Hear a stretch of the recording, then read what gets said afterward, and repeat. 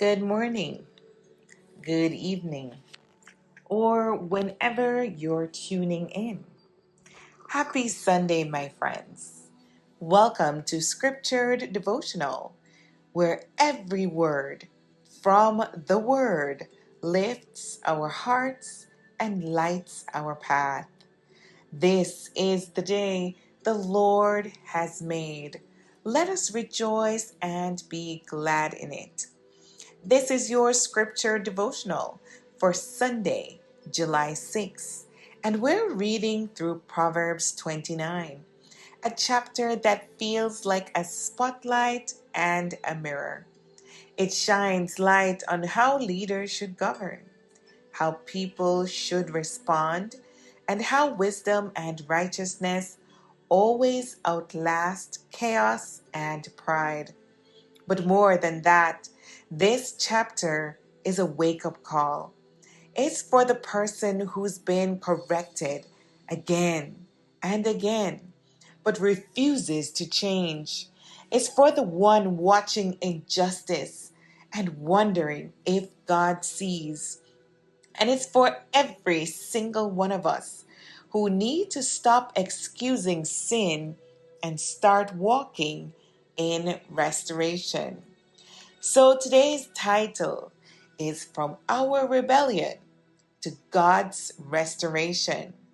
Because God doesn't just want good behavior, He wants changed hearts, wise living, and justice that reflects His character. And of course, we'll trace the truth of Proverbs into the New Testament, showing how God's Word is one seamless message of mercy, correction, and life. My friends, let's invite the Holy Spirit in with prayer.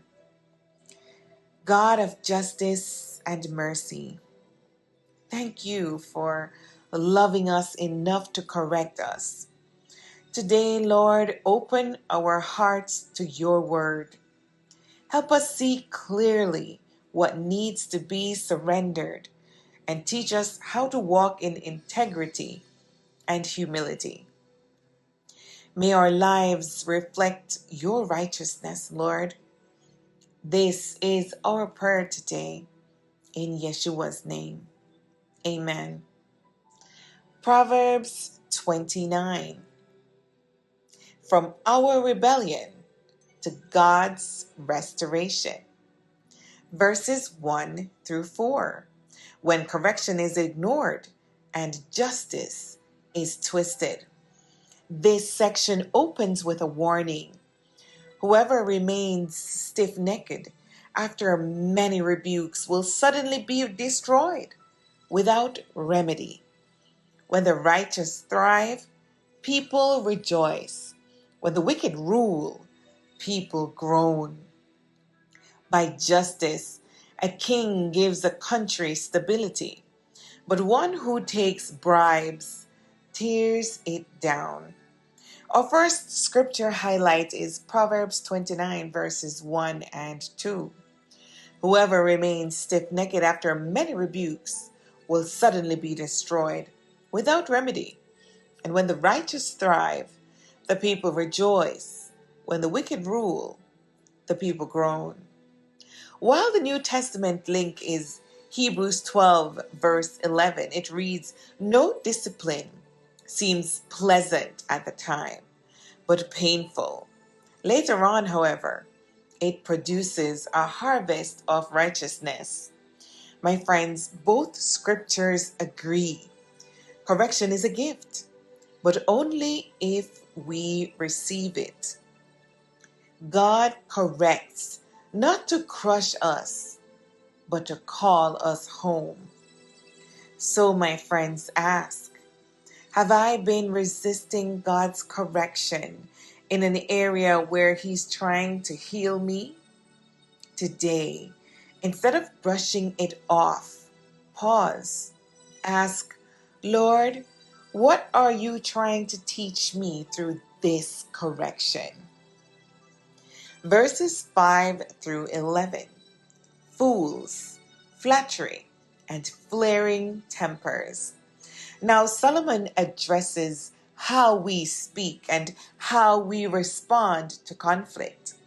Flattery, he says, spreads a net for your feet. Mockers stir up a city, but the wise turn away anger. Fools give full vent to their rage, but the wise bring calm in the end. Or second scripture highlight will be Proverbs 29:11. Fools give full vent to their rage, but the wise bring calm in the end. And our New Testament link is found in James chapter 1 verses 19 and 20. Everyone should be quick to listen, slow to speak, and slow to become angry, because human anger does not produce the righteousness that God desires. Listen, friends, you don't have to let your emotions run wild. Wisdom holds space for truth without exploding in destruction. So ask yourself, am I reacting from emotion or responding with wisdom and peace? Take a deep breath today before you speak. Choose calm. Choose quiet strength. Verses 12 through 18. Leadership, discipline, and vision. Here, Solomon turns our focus to influence. How do we lead others? And how do we live with purpose? If a ruler listens to lies, all his officials become wicked. Discipline your children, and they will give you peace. Where there is no revelation or vision, people cast off restraint. But blessed is the one who heeds wisdom's instruction. The scripture highlight for these verses is Proverbs 29, verse 18. Where there is no revelation, people cast off restraint. But blessed is the one who heeds wisdom's instruction. And our New Testament link is 2 Timothy 3, verses 16 and 17. All scripture is God-breathed, so that the servant of God may be thoroughly equipped for every good work. Friends, we don't need hype. We need vision.